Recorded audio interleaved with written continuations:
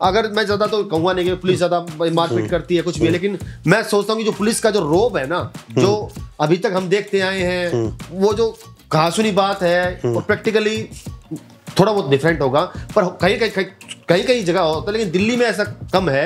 वहीं से उसको पर यार दोस्त केस नहीं देते, दोस्तों मजे लेते हैं उल्टा कि वकालत की है, बता जरा मुझे कुछ। और वो सेक्शन ऐसा पूछेंगे आपसे, कोर्ट में होता है वो वकील, वहां पे उसकी चलती है। थाने में हाँ जी, थाने में हेड कांस्टेबल होगा ना, वो भी ऐसे बदतमीजी कर लेगा, रात को तो इंतहाई हो जाती है। वो एक्सपीरियंस में हमने देखा है। हमने वकालत ऐसा प्रोफेशन है कि टिल द मतलब टिल योर लास्ट ब्रेथ तो आप पढ़ना ही पड़ेगा ना। 3 एक्ट आ गए, पढ़ना पड़ेगा ना, पढ़ना पड़ेगा, नए एक्ट्स आ गए। हाँ जी। फिर एक बार आप सभी का स्वागत करता हूं अपने इस पॉडकास्ट चैनल पर। और आज फिर से हम 2 एडवोकेट्स को आपके लेकर आए हैं सामने, ताकि आप अपने आप को और कानून जानकार बना सकें और जो नए वकील साहब हैं वो समझ सके और सीख सकें कि किस तरह से आप प्रैक्टिस करेंगे किसी भी कोर्ट में, और क्या प्रॉब्लम्स आपको फेस करनी होती है या क्या प्रॉब्लम्स को आप फेस करते हो, और साथ ही अपने कॉन्फिडेंस को और कैसे आप बिल्डअप कर पाएंगे। और आज पॉडकास्ट में हमारे साथ हैं एडवोकेट राहुल भारद्वाज और एडवोकेट कार्तिक शर्मा जी।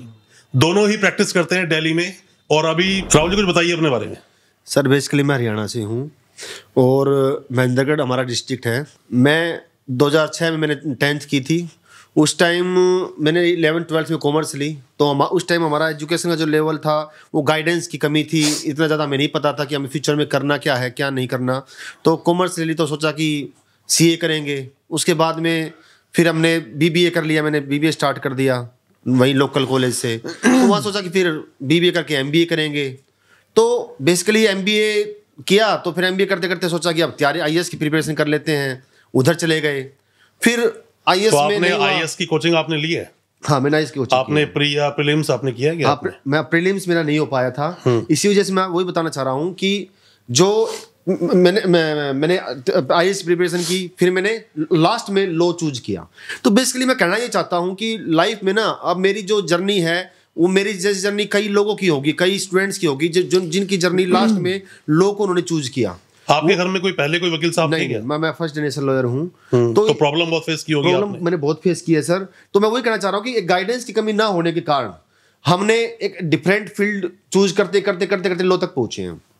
तो ये जो फील्ड होता है एक फर्स्ट जनरेशन लॉयर के लिए, जो जिगजैग वे में आता है ना, वो बहुत डिफिकल्ट हो जाता है। क्योंकि कारण उसका ये है सर कि पर्टिकुलर डायरेक्शन नहीं होती। कारण उसका ये है सर, 12th में अगर देखी जाए तो 12th में कैरियर बन जाता है बच्चों का। कैसे भाई, NDA करना है तो NDA में चले जाएगा, बच्चा सिलेक्ट हो जाएगा। आपका मेडिकल करना है तो मेडिकल में सिलेक्ट हो जाएगा, इंजीनियरिंग में चला जाएगा। तो कहीं ना कहीं एक शॉर्ट उसको ये हो जाएगा, घर वाले भी सेटिस्फाइड हो जाएंगे, सोशली भी सेटिस्फाइड हो जाएगा कि हाँ भाई ये बच्चा है, ये कुछ कर लेगा। और जिन्हें लॉ ही करनी होती है वो 12th के बाद भी लॉ कर सकते हैं, वो कर सकते हैं। लेकिन सर मैं कहना चाहता हूं कि अगर गाइडेंस प्रॉपर है तो वो डायरेक्टली कर लेगा। मैं कह रहा हूं कि जिन बच्चों के पास गाइडेंस नहीं है, मैं हमारे जो स्पेक्टेटर्स हैं वो ऐसे भी हैं जो डायरेक्टली नहीं आए हैं। डायरेक्टली अब तो मैं दूसरी फील्ड पे आ रहा हूं कि जैसे जो डायरेक्टली नहीं आए हैं, जिनको बाद में चूज करना पड़ा। कई मेरे जानकार लॉयर्स ऐसे भी हैं जिन्होंने पहले अलग अलग फील्ड्स में रहे, लास्ट में उन्होंने लॉ चूज किया। तो मैं ये कहना चाहता हूँ कि वो जो फील्ड होता है ना सर, लॉ प्रोफेशन के बारे में क्या बोलना चाहते हैं? कैसा प्रोफेशन है ये? सर लॉ प्रोफेशन बहुत बेहतरीन है, इसलिए तो हम लास्ट में इस प्रोफेशन में आए पहुंचे हैं। क्यों? क्योंकि सर जो मैं फिर उसी पॉइंट पे आ रहा हूं मैं कि जो जिगजैग वाला जो रास्ता है ना, वहां से हटके अगर हम प्रीफरेबली अगर हम लॉ में जाते हैं तो 12th के बाद बच्चा सीधा क्लैट करेगा। 5 साल की लॉ होती है, उसमें बच्चा अगर ढंग से अगर क्लैट की तैयारी कर लेता है तो अच्छे LLU में उसका एडमिशन हो जाएगा। और उसके लिए उसके लॉ से बहुत बेस्ट कोई करियर अच्छा नहीं हो सकता, क्योंकि उसमें उसकी डिग्निटी है, उसमें उसके पास एक फ्यूचर स्कोप है, उसमें उसके पास एक फ्रीडम है काम करने का, उसमें उसके पास अच्छे पैकेज है, उसके पास अच्छी कंपनियां हैं, उस पर बहुत कैंपस प्लेसमेंट है, जो कि 12th के बाद बहुत कम ऐसे स्कोप है जहाँ पे होती है। तो सर मैं ये कहूँगा कि बच्चा क्लैट के थ्रू डायरेक्टली जाता है तो उसके लिए बहुत बेनिफिशियल है। अगर वो जिगजैग वे से जाता है तो प्रॉब्लम्स आती हैं। सर कार्तिक जी आप बताइए कुछ अपने बारे में। मैं बेसिकली हरियाणा से बिलोंग करता हूँ, बट दिल्ली में बॉर्न हुआ हूँ। स्कूलिंग मेरी लांसर्स कॉन्वेंट स्कूल से हुई है, रोहिणी थे, और कॉमर्स मेरी स्ट्रीम थी। उसके बाद बिजनेस किया, बिजनेस प्रोफेशन में आए थे। बट बिजनेस प्रोफेशन में आए तो वहाँ पे कुछ चैलेंजेस ऐसे मिले, कुछ फ्रॉड हुआ, कुछ हमसे गलतियाँ हुई, कुछ दूसरे ने हमसे ज़्यादा गलतियाँ। हम पे करी, तो उससे क्या हुआ, हमें पता लगना चाहिए हर बंदे को कि अपने राइट्स क्या हैं और क्या क्या अपने लॉ क्या कहता है और अपने अपने राइट्स क्या हैं। आप वकील बनना शुरू से चाहते थे या फिर बाद में मतलब आपने थोड़ा सोचा कि मुझे वकालत करनी चाहिए? शुरू से नहीं चाहते थे, बाद में हमें पता लगा कि हर बंदे को अपने अपने राइट्स के बारे में और अपने जो कंट्री का लॉ है उसके बारे में आपको पता होना चाहिए, जागरूक होना चाहिए। हर बंदा उसको पता होना चाहिए कि उसके राइट्स क्या है, उसकी रेमेडीज क्या है, कोई उसके साथ गलत करे तो उसे क्या करना चाहिए, क्या नहीं करना चाहिए। तो फिर मैंने सोचा कि as a law profession after 3 years of my 12th मैंने लॉ प्रोफेशन चूज किया। फिर मैंने लॉ करी आईपी यूनिवर्सिटी से, Indraprastha Dwarka main campus and तो 5 साल की BA जैसे आपकी फैमिली में पहले कोई एडवोकेट था? कोई एडवोकेट नहीं है। तो आपने कोई प्रॉब्लम फेस की? मतलब एडवोकेसी में लोग बोलते हैं कि एडवोकेट बनने के लिए पहले बड़ा ही लंबा एक हार्ड सफर तय करना पड़ता है, उसके बाद जाए कोई वकील बनता है। अपने बारे में कुछ बताइए, उस सफर के बारे में थोड़ा बताइए। सर प्रोफेशन कोई भी हो, आपको शुरू में स्ट्रगल हर प्रोफेशन में करनी ही पड़ेगी अगर आपको आगे मजबूती चाहिए तो। चाहे वो डॉक्टर का प्रोफेशन हो, कोई भी प्रोफेशन, चाहे वो कोई भी हो। आप ऐसे नहीं कि आज आपने डिग्री कर ली और आज आप ही एक जाने माने डॉक्टर बन गए, जाने माने वकील बन गए, अधिवक्ता बन गए। सब कुछ टाइम लगता है, धीरे धीरे सब कुछ होता है। आप क्या समझते हो कि जो नए वकील साहब जो लॉ करके आते हैं उनके सामने चैलेंजेस क्या होते हैं? नए वकील साहब नए वकील जो भी लॉ करके आ रहे हैं, सबसे पहले तो डेडिकेशन चाहिए और प्रोफेशन से जुड़ना है तो ये नहीं सोचना कि आगे छोड़ना है या लाइन बदल ली। परेशान बंदा परेशान होके मेंटली करके, क्योंकि परेशान क्यों होता है? ऐसी क्या बात हर किसी का फैमिली अलग बैकग्राउंड अलग होता है। किसी के कोई दिक्कत है, किसी की कोई दिक्कत है। तो ये प्रोफेशन ऐसा है, टाइम मांगता है लेकिन हाँ स्टेबिलिटी मांगता है। एक बार आपने अगर अच्छा अपना 5-7 साल डेडिकेशन के साथ, कंसिस्टेंसी के साथ आपने अगर बिता लिए तो ये तो मतलब आपके हिसाब से 4-5-6 साल तो एक नए जो भी कोई लॉ करके आया है उसको घिसना ही पड़ेगा। नहीं सर, वो सबके लिए नहीं है, घिसने वो सबके लिए नहीं है सर। वो किसके लिए है? वो वेरी करेगा। जैसे कि मान लो मैं हरियाणा से आया हूँ, हाँ। मैं दिल्ली में आया, दिल्ली में आया मैंने लोग जैसे चलो मैं कहीं से भी लोग करके आया, छोड़ देते हैं उसको रिस्पेक्टिव ऑफ दैट। अब हुआ क्या कि मैं फ्रेश कोर्ट में आ रहा हूँ, ठीक है, फ्रेशली अभी आए हो मतलब। हाँ, तो अब मेरे पास कोई क्लाइंट नहीं होगा, तो क्लाइंट नहीं होगा पहली बात तो, और वो एक्सपेक्टेड भी नहीं है कि क्लाइंट नहीं भी होगा, तो एकदम से कोई अपना केस एकदम से केस नहीं आता। तो सर मान लो हमने क्या किया कि कंपैरेटिवली स्टडी बताता हूँ आपको मैं, कि मैं हरियाणा से आया हूँ, मैंने किसी लॉयर के साथ काम करना स्टार्ट कर दिया, मैंने 2-3-4 साल काम किया, 5 साल काम किया। तो इजीली क्या कोई भी जब आप बीच में किसी के साथ में काम कर रहे हो तो वो ठीक से सिखाते हैं आपको? सर देखो, सिखाता कोई ज्यादा नहीं है, कोई ज्यादा ये डिपेंड करता है सर, कोई किसी को नहीं सिखाता है, दुनिया में खुद ही सीखना पड़ता है। माँ भी पैदा करती है बच्चों को, बच्चों को खुद थोड़े दिन बाद खुद ही खाना पड़ता है। जो पढ़ के आ रहे हो, मतलब आप जो वकालत पढ़कर आए, जिस भी यूनिवर्सिटी से कॉलेज से आपने पढ़ाई की, पढ़ने के बाद किताबों में जो पढ़ा, क्या एग्जैक्ट कोर्ट में चल रहा होता है? क्योंकि मेरा एक पर्सनल एक्सपीरियंस अलग है, मैं अपने एक्सपीरियंस की बात नहीं कर रहा हूं, मैं चाहता हूं लोगों से जानना कि उनका एक्सपीरियंस क्या है। तो आप क्या बोलते हो उस एक्सपीरियंस के बारे में? सर देखो, बुक्स में जो लिखा होता है और प्रैक्टिकली जो एग्जीक्यूट होता है उसमें दिनों रात का अंतर होता है। ठीक है। जैसे फॉर एग्जांपल अगर हम देखेंगे तो काफी स्पेक्टेटर्स होते हैं जो नॉर्मली देखते हैं यूट्यूब पे या मूवी में, कहीं देख लेंगे कि जी पुलिस के पास हम जाएंगे, रेफर कर लेंगे। ऐसा होता नहीं है, ऐसा होता है, चक्कर काटने पड़ते हैं। ऐसा होता है सर कि वो सोचेंगे, और अगर मान लो कोई लेमैन है तो जाएगा थाने में, कहेगा भाई मेरा एफआईआर कर दे जाके सीधा। सर अभी फिल्मों की आपने बात की तो मैं एक बात और बोलना चाहता हूँ, फिल्मों में जैसे कि लटका के बड़ा उल्टा सीधे तरीके से मारते हैं, बहुत बुरी तरह से मारते हैं, हालांकि वो सिर्फ पिक्चर है तो दिखाया जा रहा है, रियलिटी भी कहीं कहीं होता है कि पुलिस की बर्बरता होती है। इस पर आप क्या बोलोगे? सर देखो, वो जो मूवीज में होता है, फिल्मों में होता है, वो तो एग्जीगरेशन होता है बिल्कुल, पर रियलिटी बात करें ना तो अब अगर हम कहीं ना कहीं ये सच्चाई भी है, पर इतना लेवल नहीं होता, इतना नहीं, क्योंकि जब तक अगर आप खाली पूछताछ करेंगे तो कोई भी इंसान है वो लेके भी चला जाएगा, तो फिर इसीलिए कस्टडी में जब जाता है इंसान तो 50% तो वहीं पे ही उसका एक माइंड क्लियर हो जाता है कि मैं पुलिस के पास जा रहा हूँ, मुझे क्लियर कट बोलना पड़ेगा, मैं ज्यादा उसको गुमराह नहीं कर सकता। और 50% ये होता है कि अगर मैं ज्यादा तो कहूंगा नहीं कि पुलिस ज्यादा मारपीट करती है कुछ भी, लेकिन मैं सोचता हूँ कि जो पुलिस का जो रोब है ना, जो अभी तक हम देखते आए हैं, वो जो कहासुनी बात है और प्रैक्टिकली थोड़ा बहुत डिफरेंट होगा, पर कहीं जगह होता है, लेकिन दिल्ली में ऐसा कम है कि यहाँ पे मार पिटाई है, ऐसा 3rd डिग्री ऐसा कुछ नहीं होता है यहाँ पे। कार्तिक भाई, तुम्हारा पहला जो एक्सपीरियंस रहा हो कोर्ट का, उसके बारे में थोड़ा बताओ जरा।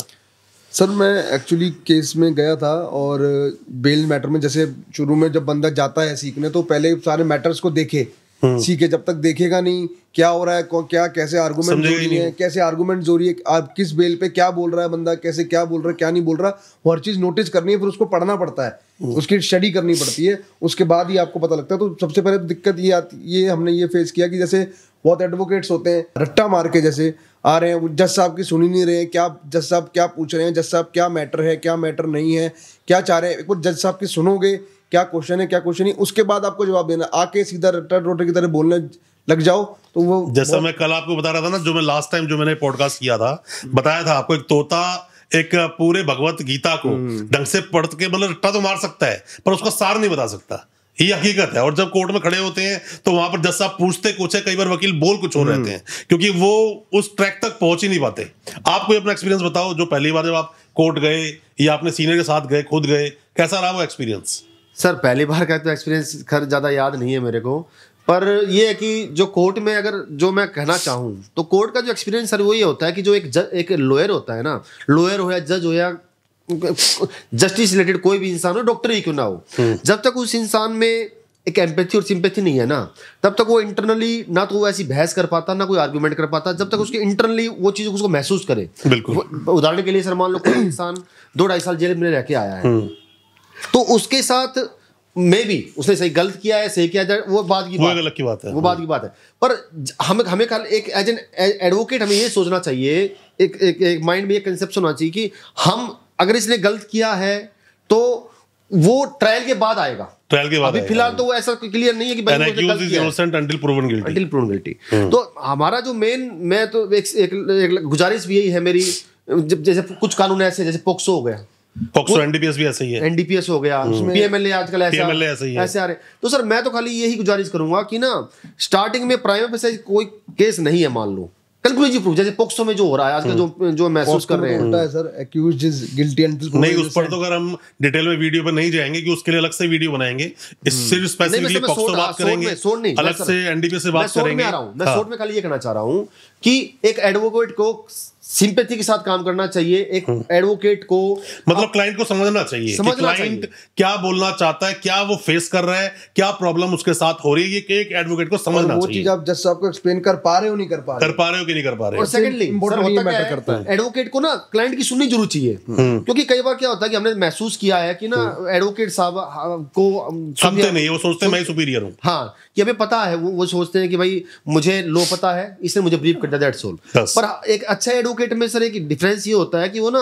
वो उसको जो क्लाइंट है उसको उसकी बारीकियां उस केस की ज्यादा पता होता है सर। बिल्कुल। तो उनको अगर वो वकील साहब नोट करेगा और जज साहब के सामने प्रेजेंट करेगा, और कहीं ना कहीं अगर वो भी जो आपके साथ क्लाइंट है जो अक्यूज्ड है, पर नए वकील को तो इतना कुछ पता ही नहीं होता। नया वकील कोई जो थोड़ा जो अपनी पढ़ाई कर वो आया है, उसे केस मिल गया तो केस की जो अटेंडेंस मार्क करवानी है जाके कोर्ट में, उसको वो वही ठीक से नहीं करा पाता, तो उसको उसके लिए क्या करना चाहिए सर? मतलब एक नया, मान लीजिए कोई भी एक नया एक वकील है, अभी उन्होंने कंप्लीट की अपनी वकालत और पहला केस है और सीधा बोल दिया उसके सीनियर ने, बोल दिया जाओ और एडजर्न ले लो, तो ये एडजर्नमेंट के लिए भी क्या केस पढ़ के जाना जरूरी है? बिल्कुल जाना चाहिए सर। मैं तो अगर कोई भी एस्पिरेंट एडवोकेट से अगर इनको देख रहा है या वो पहली बार जाने की कोशिश कर रहा है, तो मैं तो जो मेरे साथ हुआ है, मैं खाली आप ये जरूर राय दूंगा कि आप ना एडजर्नमेंट के लिए भी जा रहे हो तो आप अपने लिए अपॉर्चुनिटी देखो, आप अपॉर्चुनिटी देखो, क्या सीख सकते हो, किसी भी सिचुएशन के लिए तैयार रहो कि जज साहब आप कुछ भी पूछ लें तो आपको वहां डल नहीं रहना है। आपको पूरी तरह ना पता हो तो ऊपर से आउटलाइन पता हो, कुछ तो पता हो इसके बारे में, ऐसा नहीं कि बुद्धू तरह खड़े हो जाकर वहां पर पता ही नहीं, कुछ पता ही नहीं है किस फाइल के लिए खड़े हो, किस मैटर के लिए खड़े हो, वो ही नहीं पता आपको।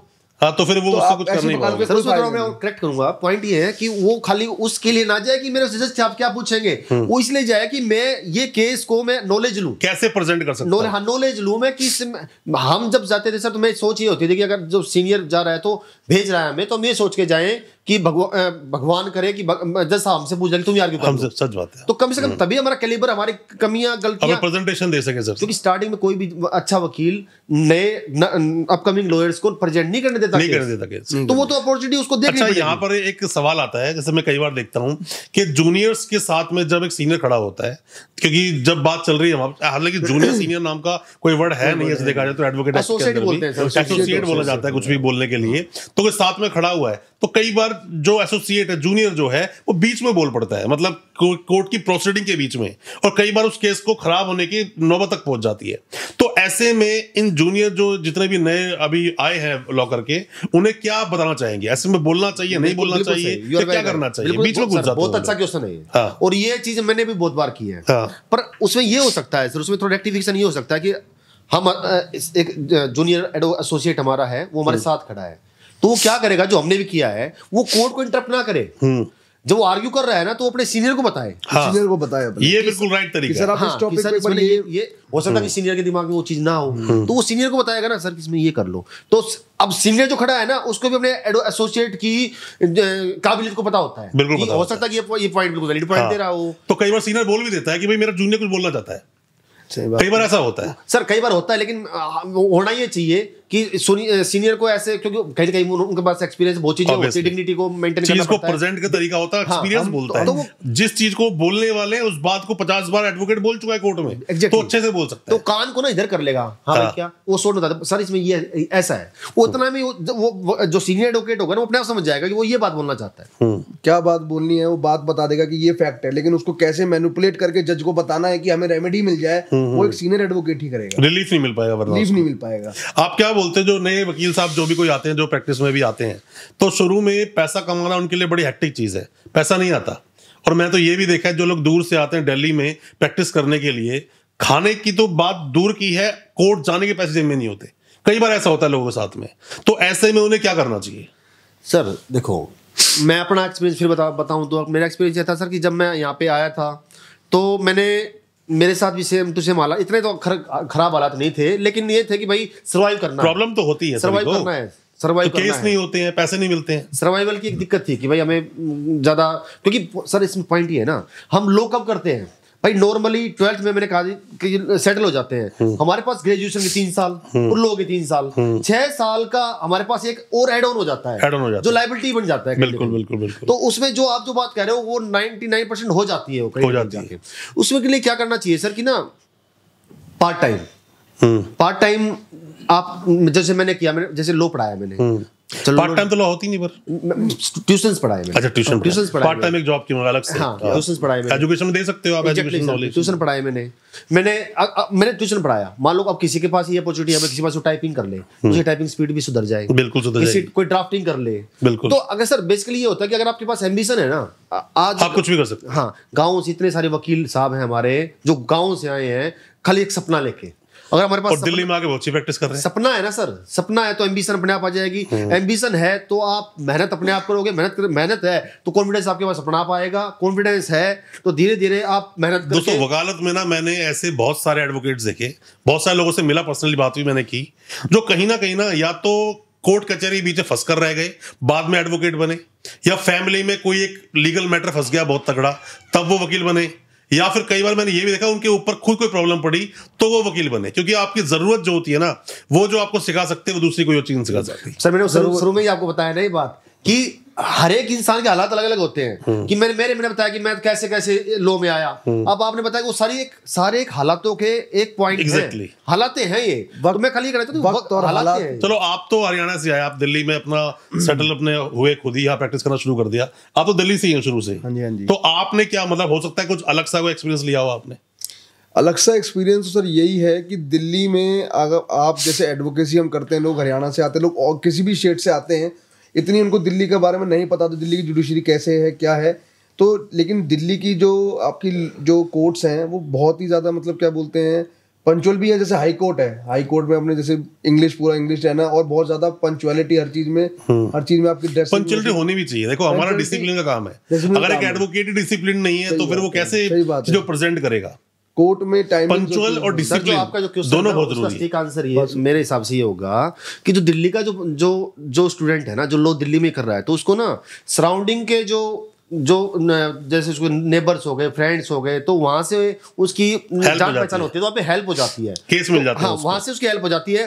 वहीं से उसको पर यार दोस्त केस नहीं देते, दोस्तों मजे लेते हैं उल्टा कि वकालत की है, बता जरा मुझे कुछ। और वो सेक्शन ऐसा पूछेंगे आपसे जिस सेक्शन के बारे में कि ढूंढने जल्दी मिलेगा नहीं, वो अजीब अजीब बातें करते हैं। वो जैसे क्या बोलेंगे, यार मैं गाड़ी लेके सोच ले, बाइक लेके कहीं पे जा रहा हूँ और रास्ते में मैंने किसी को आंख मार दी, अब कौन सेक्शन लगेगा? अजीब अजीब, मतलब सर उसका तुक नहीं है, सरपैर नहीं है। लेकिन जिस दिन वो आंख मारेगा उस दिन आपके पास ही आएगा। ये भी सच्चाई बात है। आंख मारता हमारे पास, सच बात है, हमारे पास ही आएगा। फ्री की कंसल्टेशन के लिए ज्यादा रहते हैं। नहीं पर यार फ्री में कोई वकील अपनी सजेशंस भी देता है तो इतनी रातों जाकर वो पढ़ा है, इतनी महंगी महंगी किताबें खरीदी हैं, इतने एफर्ट्स लगाए हैं, सबको ही फ्री में ज्ञान बांटेगा तो अपनी वकालत कब करेगा? लेकिन सर उसमें डिपेंड करता है, जैसे प्रो बोनो मैंने हमने लास्ट टाइम में भी डिस्कस किया है, हमने पॉडकास्ट में भी। सर मेरा मानना ये एज एन एडवोकेट, मेरा मानना ये है सर कि ना, मैं पर्सनली अगर मानना मैं बोलूँ तो सर मेरे पास एक ऐसा एक्सपीरियंस आया कि एक इंसान आया, वो सिक्के लेके आया, 2-3 हज़ार रुपये थे, ज्यादा नहीं, सिक्के इकट्ठे कर रखे थे उसने, और उसकी बेटी को उनके ससुराल वालों ने उसके पास छोड़ रखा था। उसने कहा बाबूजी हाथ जोड़ते हुए कि जी ये कर दो, ये केस कर दो, सेक्शन 12 का या डिवोर्स का या जो भी केस है डालना है डाल दो, जो आपको करना सकते हो। पैसे नहीं थे उसके पास, पैसे नहीं थे, जो सिक्के थे वो लेके आया। नहीं यार, पर मैं तो ये देखा है लगभग सभी वकील कभी ना कभी कोई ना कोई प्रो बोनो केस लेते हैं। मैं सर वही कहना चाह रहा हूँ कि ना आप वहां पे प्रो बोनो करो, क्योंकि वहां पे तो मैंने क्या कहा कि जब तक एक एडवोकेट के पास सिंपैथी और एम्पैथी नहीं है, जो डॉक्टर में, फिर डॉक्टर भी एक ऐसा प्रोफेशन है सर जब लोग परेशान होकर आते हैं, जहाँ पे ऐसे से आपके हमारे पास जब तजुर्बे में जाते हैं, जब प्रैक्टिकली जाते हैं, तो सर ऐसे लोग जाते हैं जिनके पुलिस से कई बार हो जाता है कि भाई पुलिस भी पूरी रात उसको बंद कर दिया, अब उनको पता ही नहीं कि भाई हमारा घर का एक सदस्य कहाँ है, आ जाते हैं परेशान, ना उनको पता होता कि कहाँ जाना है। कई बार क्या होता है कि वकीलों को जेब से पैसे देने पड़ जाते हैं। तो आप क्या बोलते हो, कोई भी जो नए वकील साहब है जो अभी जैसे लॉ कंप्लीट करके आते हैं, एडवोकेट बनते हैं वो लोग, तो वो पुलिस स्टेशन भी इजीली चले जाते हैं, मतलब जाना आना उनका कॉमन हो जाता है, छोटी छोटी बातों पुलिस से चले जाते हैं। आपके हिसाब से क्या है कि एडवोकेट को हर छोटी बड़ी बातों के लिए पुलिस स्टेशन में जाना चाहिए? जी मेरा तो मानना ये है कि हर छोटी बड़ी बात के लिए पुलिस स्टेशन में नहीं जाना चाहिए। नहीं जाना चाहिए, क्योंकि कई सारे वकीलों ने सेम आंसर दिया। एडवोकेट की जो रिस्पेक्ट जो है कोर्ट में डिग्निटी है, एक रेप्यूटेशन है, वो कोर्ट में है, वो कोर्ट में है। आप में कैपेबिलिटी होनी चाहिए, इतनी पावर होनी चाहिए कि आप उस कंसर्न पुलिस वाले को कोर्ट बुला लो, फैक्ट है। अगर कुछ गलती वहां वो आपकी सुनेगा, कोर्ट पुलिस स्टेशन के अंदर वो आपकी नहीं सुनेगा। सर ये ना सिचुएशंस पे वेरी करता है। नहीं, सिचुएशन पे वेरी जरूर करता है, बट कई बार वो लोग बदतमीजी करने पे उतारू जाते हैं, एंटरटेन नहीं करते वो प्रॉपर्ली। मेरा मानना ये है, तो जो एक्सपीरियंस ने जो हमें सिखाया है सर, कि कोर्ट में होता है वो वकील, वहां पे उसकी चलती है, थाने में हाँ जी, थाने में हेड कांस्टेबल होगा ना, वो भी कैसे बदतमीजी कर लेगा, रात को तो इंतहाई हो जाती है। वो एक्सपीरियंस में हमने देखा है, हमने, ठीक है, मैंने खुद भी देखा है कई बार। हाँ सर, तो ये प्रैक्टिकली बात है। तो अब होना क्या चाहिए कि एडवोकेट को अपनी डिग्निटी वहां भी मेंटेन करनी चाहिए कि अगर मान लो खुदा ना कैसे जाना पड़ जाए, क्योंकि होता है कई बार ना, इतनी, मैंने क्या कहा कि हमारे, पर मैं कह रहा हूं कि एडवोकेट ही क्यों, एक आम इंसान को अपने अधिकारों के बारे में पता है, कानून वो जानता है, फंडामेंटल राइट उसको पता है, तो वो भी तो एडवोकेट ही हुआ। बस एडवोकेट का उसको एक सिंबल नहीं मिला, अदरवाइज वो भी वही है, कानून के जानकार बन गया, और एक वकील भी वही है। तो दोनों में अंतर कहां पे हुआ? क्या एक आम इंसान को क्या अपनी पावर यूज नहीं करनी चाहिए? सर अंतर है, एक तो प्रेजेंटेशन का, एक कॉन्फिडेंस का, बिल्कुल, और तीसरा सर सबसे इंपॉर्टेंट बात ये होती है कि अगर कानून किसी को जानकारी है ना, किसी को कानून की अगर जानकारी है, तो डेफिनेटली मैं ये बात हो सकती है, पॉसिबल है कि वो आम आदमी उस दिन पुलिस वाला उस आम आदमी के साथ गलत व्यवहार कर सकता है, पूरी संभावना है। पर एक बात की पूरी संभावना का है कि अगर उसको जानकारी है ना, तो चाहे वो आम इंसान हो, देखो कानून की जानकारी होनी चाहिए, ये प्रोवाइड सबको होनी चाहिए। तो मैं अपने चैनल के माध्यम सभी लोगों को बोलता हूं, हर इंसान को, जितने भी मेरे देश के नागरिक है, सबकी बात करता हूं, सबको अपने कानून के बारे में पता होना चाहिए, सबको अपने अधिकार पता होने चाहिए, सभी को पता होना चाहिए कि पुलिस वाला बदतमीजी करे तो सबक आप कैसे उसको सिखा सकते हैं, कैसे कोर्ट बुला सकते हैं। मैं सबक वाले पॉइंट पे भी आ रहा हूं, तो उसमें ये क्या करेगा वो कि उस दिन उसके साथ जो भी होगा ठीक है। ऐसे बहुत से उदाहरण हैं सर, बहुत से एग्जांपल हैं हमारे पास। पब्लिक सर्वेंट ही तो है, अल्टीमेट सरकारी नौकरी तो है, तो होता क्या है, जब तक वर्दी है तब तक तो गर्मी होती है। अगर ऐसे जो गलत लोग हैं, रिश्वतखोर लोग हैं, वर्दी गई तो मामले खत्म हो गया। पुलिस पब्लिक की सेवा करने के लिए, न्याय करने के लिए, शांति करने के लिए बने हैं। हाँ, पर यहाँ कुछ और होता है। हाँ, ना कि सर, यहाँ कानून की बात चल रही है, मैं फिर उस पॉइंट पे आना चाह रहा हूँ सर। इसमें यह है कि बहुत सी ऐसी गाइडलाइन है कि जहाँ पे अगर मान लो उस इंसान के साथ उस दिन गलत हो गया थाने में, तो वो थ्रू आरटीआई, उसके पास इतने आरटीआई, आज हमारे पास राइट टू इन्फॉर्मेशन एक ऐसा अधिकार है, जब सीसीटीवी फुटेज वहां से वो मंगवा सकता है, निकाल सकते हैं। ठीक है। वहां पे अगर उसने मार पिटाई करी है तो उस सेल का और जितने भी पुलिस स्टेशन है सब में कैमरे लगे हैं। सुप्रीम कोर्ट का जजमेंट है, परमवीर सिंह सैनी का जजमेंट है, ये 2020 का है, state of Punjab state of तो पंजाब। बिल्कुल क्लियर जजमेंट है। हर पुलिस स्टेशन में कैमरे होंगे, आप आरटीआई लगा के फुटेज लेंगे तो मिलेगी आपको। मैं वही कह रहा हूँ। और जिस दिन वो आम लेकिन आपको आदमी, अगर ये अधिकार पता ही नहीं होगा, हाँ फिर तो आप कुछ नहीं कर सकते ना सर, जिस दिन वो आम आदमी आरटीआई लगा देगा ना, उस दिन पुलिस वालों भी इतने एट्रोसिटी जो है हरेसमेंट है वो नहीं कर पाएंगे। नहीं कर पाएंगे। तो अगर आपको लॉ की जानकारी है, अगर आप कानूनी जानकार हो तो प्रॉब्लम नहीं हो। मैं दोनों से चाहूंगा पूछना, जैसे पहले भी लास्ट पॉडकास्ट में हमने सवाल पूछा था कि दिल्ली की वकालत नोएडा की वकालत से, गाजियाबाद की वकालत से, फरीदाबाद की, गुड़गांव की वकालत से कैसे अलग है? सर इसमें ना दिन और रात का अंतर है। जैसे क्योंकि मैंने नोएडा में भी पेश हुआ हूँ, सूरजपुर कोर्ट में पेश हुआ हूँ, मैं गुड़गांव में भी पेश हुआ हूँ। सर बेसिकली ये है कि जो यहाँ का एक इंफ्रास्ट्रक्चर है वो अलग है, फैसिलिटीज हैं बहुत सारी, फैसिलिटीज दिल्ली में फैसिलिटीज काफी हैं, इंफ्रास्ट्रक्चर हो गया, चीजों को फास्ट बनाना कैसे करना, वहाँ हर चीज में बहुत फर्क है। मैंने तो नोएडा में देखा था, मेरा केस लगा हुआ था वहां पर, एक केस में आर्गुमेंट करने में वहां पर गया था। उस एक कोर्ट के 250 केस लगे हुए थे। या 250 के 250 केसेस को एक जज साहब कैसे करेंगे कवर? डेट देंगे ना। मतलब जो आए डेट दे दो, लेकिन काम मतलब ये बात देखो, मत सुनो। जिसका 230 नंबर है, हाँ, वो बेचारा शाम तक तो रुकेगा, यार फिर वापस आज ही अगले का दिन मैटर पे था, आएगा। आज हमारा मैटर था 86 और 86 मैटर हमारा है 4:15 बजे। देख लो सर देखो, मैं इसमें जो आपने कहा ना, बुनियादी आंसर मैं देता हूँ आपको। बुनियादी पर दिल्ली में ये नंबर ही है, जो नंबर दिल्ली में है, बाहर तो नंबर ही नहीं चलते, कोई फाइल कहीं पुटअप करा लो।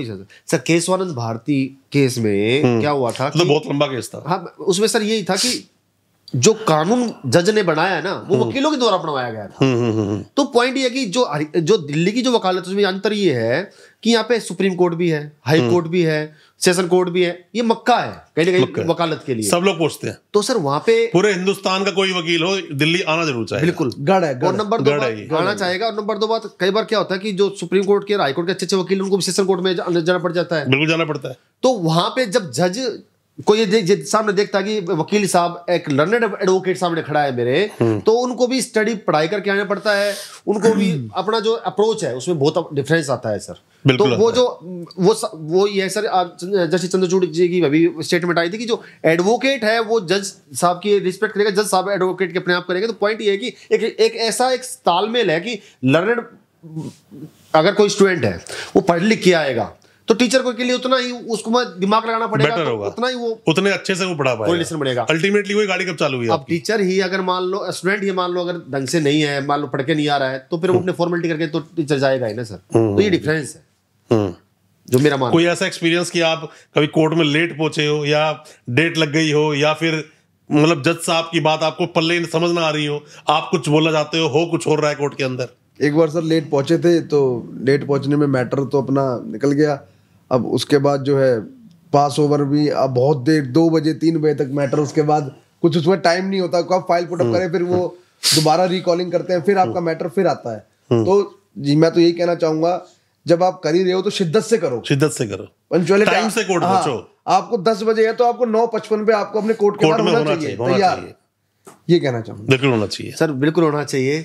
पर प्रैक्टिकली क्या होता है सर कि आजकल के जो यंग एडवोकेट है ना, इतनी ठंड में तो यार सुबह मतलब 9:55 पे कोर्ट पहुंचना थोड़ा सा मुश्किल है लगभग सभी के लिए, पर क्या करें, केस होते हैं वह जाना पड़ता है। हमारा काम ही है। यंग एडवोकेट्स है ना, वो थोड़ा सा ये क्या करते हैं कि मैंने देखा है कुछ एडवोकेट्स होते हैं जो बिल्कुल शिद्दत, जो आपने वर्ड यूज किया वो करते हैं। कुछ ऐसे होते हैं जो पास ओवर करते हैं चीजों को, कि उनको बोला जाता है 10 बजे, पूछते हैं 11 बजे, ठीक है। तो एक लिस्ट एक बार कॉलिंग हो जाती है, दूसरी कॉलिंग में भी वो भागे पूछते हैं, भागे पूछते। तो सर ये जो चीजें हैं ना, पर ऐसे वकील, ऐसे जो नए एडवोकेट्स हैं जो भी प्रैक्टिस में है, वो अच्छे वकील नहीं बन पाते, क्योंकि डिसिप्लिन नहीं है, पंक्चुअलिटी नहीं है, सिंसियरिटी नहीं है। जब ये सब चीजें नहीं है एक वकील के अंदर, तो कैसे करेगा? और सबसे उससे बड़ी बात क्या, देखो ऑब्जर्वेशन, मैं बार बार बोलता हूँ, एक वकील के लिए उसकी ऑब्जर्विंग पावर सबसे बड़ा रोल प्ले करती है। एक कोर्ट में खड़े हो, एक वर्ड आपने सुना, कैसे ऑब्जर्व किया? ऑब्जर्व करना अलग अलग बात है। एक को तो आपने बोला कि भाई तू रेगुलर बिल लगाने जा रहा, ठीक है 439 में लगा दे। एक तो ये हुआ, और दूसरे को आपने 439 बोला तो आगे सेक्शन ही पड़ता है कि 438 में क्या है, 437 में क्या है। एक अच्छा वकील जो बनना चाहता है वो ये सबको पड़ता है। सर एक अच्छा वकील बनना चाहता है ना, मेरे हिसाब से वो 3-4 चीजें जरूर करेगा। वो मेरी राय भी है, कहीं ना कहीं सजेशन भी है, मेरा एक्सपीरियंस भी है, वो कहीं ना कहीं मैं लॉ मैंने पढ़ाया भी है, जो टीचर की भी एक राय है। सर पहला पॉइंट उसमें ये है कि पढ़ाई करे। पढ़ाई का कोई ऑप्शन नहीं है। पढ़ाई अगर तो वकील बनेगा कैसे? बड़ी बात तो पढ़ना तो सबसे पढ़ना तो पड़ेगा। वकील वकालत ऐसा प्रोफेशन है कि टिल द मतलब टिल योर लास्ट ब्रेथ तो आप पढ़ना ही पड़ेगा ना। 3 एक्ट आ गए, पढ़ना पड़ेगा ना, पढ़ना पड़ेगा, नए एक्ट्स आ गए। हाँ जी, तो पॉइंट ये है सर, एक तो अब आधे तो वकील यूट्यूबिया हो गए हैं, यूट्यूब पे देख लेते हैं, वो हो गया, जो बोल दिया बस वही मान ले, चलो आगे चलो। पढ़ते भी नहीं है, बुक्स पढ़ते नहीं है, उसको कनेक्ट भी नहीं करते कि यूट्यूबर ने क्या बोला और बुक में सच में वैसा लिखा है कि नहीं। वो मतलब एक तरह से हियर से बोल सकते हो इसको, ये हियर से ही होगा, जिसने बोला उसको समझ लिया। यूट्यूबर हर बात बता नहीं सकता, यूट्यूबर आपको ऊपर से बता देगा, अंदर से जो उसकी गहराई है वो आपको बुक से ही मिलेगी, वो बुक से ही मिलेगी, बिना बुक पढ़े तो आप। सर पहला तो ये हो गया। दूसरी बात सर ये है कि कम्युनिकेशन स्किल्स। अब होता क्या है सर कि जब हम कोर्टों में जाते हैं तो वहाँ पे जो जज साहब होते हैं ना, अगर आप का वकील साहब में अच्छी नॉलेज है, नॉलेज के साथ साथ अगर कम्युनिकेशन अच्छी है, आप इंग्लिश अच्छा बोल पा रहा है, कनेक्ट कर पा रहा है, तो उसको रिलीफ मिलने की संभावना बहुत ज्यादा हो जाती है। अपनी बात को समझा पा रहा है कि नहीं। देखो अच्छी इंग्लिश बोल पा रहा है ये एक अलग चीज है, अपनी बात को समझा पा रहा है ये एक अलग चीज है। आपको बात को समझाना आना चाहिए। अच्छी इंग्लिश आपकी ना है चलेगा। बहुत सारे वकील हैं मेरी मतलब नोन में, मेरे टच में, जो high court supreme court case नहीं करते। वो साफ मना करते हैं भाई हाई कोर्ट सुप्रीम कोर्ट हम नहीं जाएंगे, हमारी इंग्लिश अच्छी नहीं है, हालांकि नॉलेज हमें बहुत है, पर हम हाई कोर्ट सुप्रीम कोर्ट करते ही नहीं। हम तो नीचे कोर्ट करते हैं जहां पर कि हम हिंदी में बोलते हैं, अच्छा बोल सकते हैं और अपने केस में रिलीफ ले सकते हैं। कम्युनिकेशन स्किल्स अच्छी होनी चाहिए सर, मैं वही कह रहा हूँ। तीसरा पॉइंट सर ये है कि कोई भी वकील चाहे वो स्टार्टिंग वाला, चाहे फर्स्ट डे वाला हो, चाहे वो 7वें साल में हो, चाहे 17वें साल में हो, बेसिकली होता है ड्रेसिंग सेंस। अगर आप अच्छी ड्रेसिंग सेंस के साथ जा रहे हो कोर्ट में तो आपको रिलीफ मिलने की संभावना ज्यादा करने कहूंगा, उसको अफेक्ट करेगी। पर उससे ये होता है कि आप जब वहां पे खड़े होते हैं ना, तो आपको कॉन्फिडेंस जरूर फर्क पड़ता है और सामने वाला सुनता भी। अब होता क्या है कि मान लो मेरी कॉलर है, वो कॉलर ही यहाँ से फटी हुई है, तो मैं कॉलर पे ज्यादा ध्यान दूंगा, जज पे कम दूंगा ऑब्वियसली। तो वो जो कॉन्फिडेंस वो वहां से आएगा कि आपकी ड्रेसिंग सेंस बहुत अच्छी है। और सबसे इंपॉर्टेंट चीज सर ये होती है कि आप रेडी टू लर्न हो। कि अगर जैसे अगर आप कोर्ट में जा रहे हो और आपका मान लो मैटर है, तो हम देखते क्या है कि नए जो एडवोकेट्स होते हैं वो जब नंबर आएगा 14वां नंबर है तभी वो जाए घुसेंगे। गलत है ये। उन्हें कोर्ट में बैठना चाहिए, पहले ही जाके ही बैठना चाहिए, खड़े होना चाहिए, सुनना चाहिए क्या चल रहा है। और जज का वो तो एक क्लास चल रही है, वो तो स्कूल चल रहा है, क्लास टीचर सामने पढ़ा रहा है और तुम पढ़ रहे हो, खड़े रहो सुनते रहो। मेरा तो देखो, मेरा कोई मैटर लगता है ना, मैं तो कोर्ट में जाके बैठ जाता हूँ 1 घंटा 2 घंटा 3 घंटा, मैं बोर नहीं होता हूँ, सुन रहा होता हूँ केसेस में। हालांकि हमें वो चीजें आती हैं, उसके बावजूद हो सकता है और अच्छा हो जाए। जज का क्या मूड है, जज आपको देख रहा है, जज पहचान रहा है कि ये सीरियस है, तो आपको टाइम देगा, सुनेगा, देखेगा आपको हर चीज। अब जज का मूड क्या है, क्या सिचुएशन चल रही है, क्या चीजें चल रही है, वो सब चीज नोटिस करनी जरूरी है। 5वां ये होता है कि जजमेंट्स को जरूर पढ़े। जो अभी जो रेडीमेड जो एडवोकेट आ रहे हैं ना, वो मैं रेडीमेड ही बोलूंगा उनको, वो पढ़ते नहीं है, वो ऊपर का समझ लिया। सबसे इंपॉर्टेंट बात ये है ना सर कि जो करिकुलम है ना हमारा लॉ का, वो बहुत, मैं उससे संतुष्ट नहीं हूँ ज्यादा। क्या होता है कि 20 क्वेश्चन याद कर लिए और वहां से वो लोग वकील बन के आ जाते हैं, इरिस्पेक्टिव ऑफ बैकग्राउंड छोड़ देते हैं उसमें क्या है क्या नहीं। आजकल देख रहे हैं कि क्रिमिनल एडवोकेट बन रहे हैं, वहां से कंसर्न्स बहुत ज्यादा है, मिसलीड करते हैं अपने क्लाइंट्स को भी, मिसलीड करते हैं। तो सर मैं वही कहना चाहूंगा कि जजमेंट्स वगैरह पढ़े। जब तक एडवोकेट पढ़ेगा नहीं ना, तब तक वो एक अच्छा वकील नहीं बन पढ़ेगा नहीं, आगे बढ़ेगा नहीं, सीधी बात ही। अच्छे वकील को पढ़ाई जरूर है, उसको स्टडी जरूर करनी चाहिए। और सबसे इंपॉर्टेंट है कि जब जो जिस चीज के लिए जा रहा है ना, उस केस को तो अच्छे से पढ़े, उसकी पेरीफेरी में वो उसको गोता लगाना ही चाहिए। लास्ट 2 लाइन में सभी नए वकीलों के लिए कुछ बताइए कि कुछ जो आपके लिए बेस्ट लाइन हो नए वकीलों के लिए।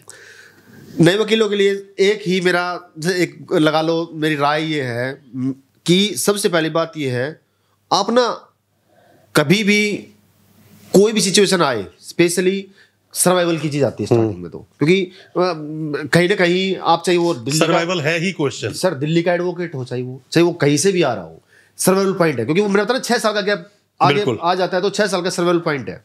तो उसमें ना उसको ये सबसे पहले सर्वाइवल में अपने आप को मेंटेन करें, ठीक है। दूसरी बात, अपनी एथिक्स इंटीग्रिटी को के साथ कॉम्प्रोमाइज ना करें, क्योंकि हम काफ़ी चीज़ें देखते हैं कि एडवोकेट में भी हम किसी एडवोकेट के साथ काम कर रहे हैं मान लो, या हमारे पास किसी डायरेक्टली केस आ रहे हैं तो हम उस एडवोकेट के साथ काम कर रहे हैं, उसके क्लाइंट को तोड़ने लग जाते हैं। गलत है वो चीज़। वो चीज़ प्रैक्टिकली होती है सर ये। तो उस इंटीग्रिटी को मेंटेन करना पड़ेगा उसको। अगर वो इंटीग्रिटी को मेंटेन करेगा तो definitely he will be a person of values. तो मेरा मानना है कि वकील बाद में बनो, पहले आप एक अच्छे इंसान बनो। पहले एक वकील को अच्छा लिसनर होना चाहिए, अच्छा लिसनर। अच्छा स्पीकर तो होना ही चाहिए, बट अच्छा लिसनर जरूर होना चाहिए, जो सामने वाले की बात को अच्छे सुन सके, क्लाइंट की पूरी बात को सुन सके, क्योंकि घटना उसके साथ घटित हुई है, घटित आपके साथ नहीं हुई है। जितने फैक्ट्स वो आपको बता देगा, आप पढ़ के फैक्ट नहीं निकाल सकते। और तीसरी बात, जज साहब को कहानी भी ना सुनाए, कहानी मत सुनाओ, पॉइंट बताएं, टू द पॉइंट। ये चीज ऐसी है, बस ज्यादा चीजों को आप घुमाओगे ना तो फिर वहां से क्योंकि खराब हो जाएगी। हाँ, इतना टाइम नहीं होता किसी के पास। जब टू द पॉइंट बताओ जी, ये मेरा लो है, ये मुझे रिलीफ चाहिए और ये मेरी प्रेयर है। कार्तिक भाई बताओ कुछ। 4 वर्ड है सर हाँ। नए वकीलों के लिए: कंसिस्टेंसी, डेडिकेशन, हार्ड वर्क और सबसे इम्पोर्टेंट पेशेंस। ये चारों अगर पेशेंस बहुत जरूरी है। सबसे इम्पोर्टेंट पेशेंस। वकालत में आने के बाद पेशेंस बहुत, हड़बड़ी नहीं है, हड़बड़ी नहीं। आप अपने आप ही उभर जाओगे, अपने आप ही आप हीरा बन जाओगे। जितना घिसोगे उतना ज्यादा बढ़िया निखार आएगा। पेशेंस होना चाहिए। 4 वर्ड हैं ये, 4 मैटर पर आजकल के वकील करते क्या है कि वो सोचते हैं कि जो सामने हमारा जो सीनियर एडवोकेट है उसके पास अगर 500 फाइलें हैं, 400 फाइलें हैं, 300 फाइलें हैं, तो वो सोचते हैं कि हम भी एक साल में 500 फाइलें बना दें। तो इसके लिए क्या होता है कि हाँ, इसके लिए तो होता क्या है कि रॉन्ग टैक्टिक्स होती है ना, उधर भी जाते हैं सर। प्रैक्टिकली ऐसा होता है। तो वहां से क्या होता है, रॉन्ग टैक्टिक्स बहुत चलती है कोर्ट्स में, बहुत चलती हैं। और बहुत बड़ी चीज जो झूठ बोलकर केस ले लेना, उनको पता ही नहीं उस केस के बारे में। मुझे ये भी देखा है कि पॉक्सो केस लड़ रहे हैं, बर्डन ऑफ प्रूफ किसके ऊपर है उन्हें यही नहीं पता। वही है ना सर, मैं वही कहना चाह रहा हूँ कि जो हमारा एजुकेशन लेवल है ना, वो इतना सेटिस्फाइड मैं नहीं हूँ। फिर एक और बात और इंपॉर्टेंट है sir education end of the day अगर हम बात करें ना, तो जो वकील सक्सेसफुल होगा वो डेफिनेटली, अगर उस जो मैंने आपको जो सर ने काबिलियत बताई है ना, और जो सबसे इंपॉर्टेंट बात ये है कि जो पढ़ेगा, पढ़ाई करेगा, मैं और सारी चीजें बाद की बात है, जो पढ़ाई करेगा, अपने ऊपर काम करेगा, अपने लाइफ स्टाइल के ऊपर काम करेगा, अपने स्पॉन्टेनियस माइंड के ऊपर काम करेगा। कि अगर वकील साहब, जज साहब सामने पूछ रहे हैं, एकदम से कोई सवाल पूछ ले तो जवाब देने के लिए काबिल हूं या नहीं, जिस तो तरह से वो ग्रो करेगा। जिस तरह से एक बिजनेसमैन अपने बिजनेस में पैसा लगाता है, दुकानदार दुकान में माल डालता है, कोई भी इंसान बिजनेस शुरू करने पैसा लगाता है, एक वकील को पैसा अपने ऊपर लगाना चाहिए, अपने प्रेजेंटेशन में लगाना चाहिए, लुक में भी लगाना चाहिए, पढ़ाई में किताबें खरीदो, जितनी अच्छी किताब खरीद सकते हो, और किताबों को पढ़ो। आप किसी के ऑफिस जाते हो, लाइब्रेरी बहुत बड़ी देखते हो, इसका मतलब ये नहीं है सारी किताबें उसने पढ़ ली हैं। हो सकता है बस दिखावे के लिए किताबें हैं, तो किताबें पढ़ने से एजुकेशन पे हम सारा बोझ नहीं डाल सकते। जज भी इसमें से ही निकले हैं, बिल्कुल। चीफ जस्टिस ऑफ इंडिया भी इसमें से ही निकले हैं, बढ़िया एडवोकेट सीनियर जो रहे हैं सब इसमें से ही निकले हैं। बिल्कुल। इंसान के अंदर होता है, उसको क्या करना है। बिल्कुल। एजुकेशन लेवल में किसी चीज में कमियां निकालनी बहुत आसान है। बिल्कुल। उस चीज को कैसे उसके अंदर से हमें कैसे उभर के निकलना है, वो मैटर करता है। एट द एंड पॉडकास्ट को खत्म करते हुए मैं आपसे एक ही बात बोलना चाहूंगा, कोई भी नए वकील साहब हैं, पेशेंस, जो अभी बोला कार्तिक जी ने, पेशेंस बहुत जरूरी है। साथ में ही जो भी कोई सीनियर है उनसे सीखिए, उनकी रिस्पेक्ट कीजिए, जो वो बताते हैं उनको अच्छे समझिए। क्योंकि कई बार जब आप कुछ रिक्वेस्ट करते हो या फिर जिद करते हो ना फादर से, उनको पता ही कर नहीं पाएगा, पर करना पड़ जाता है कई बार, तो आप उस गलती में बहुत कुछ गलत कर बैठोगे। क्योंकि एक डिग्निटी सब कुछ है, आपकी रेप्यूटेशन, एक वकील की रेप्यूटेशन ही सब कुछ है, उसको आपने लॉस कर दिया ना, कुछ बचेगा नहीं आपके पास। तो बेहतर है अच्छे से वकालत करें। हमारी बेस्ट विशेष सभी नए जितने भी यंग एडवोकेट्स आते हैं, फर्स्ट जनरेशन वकील आते हैं, सबके लिए है, और आप अच्छा कर सके। Best of luck.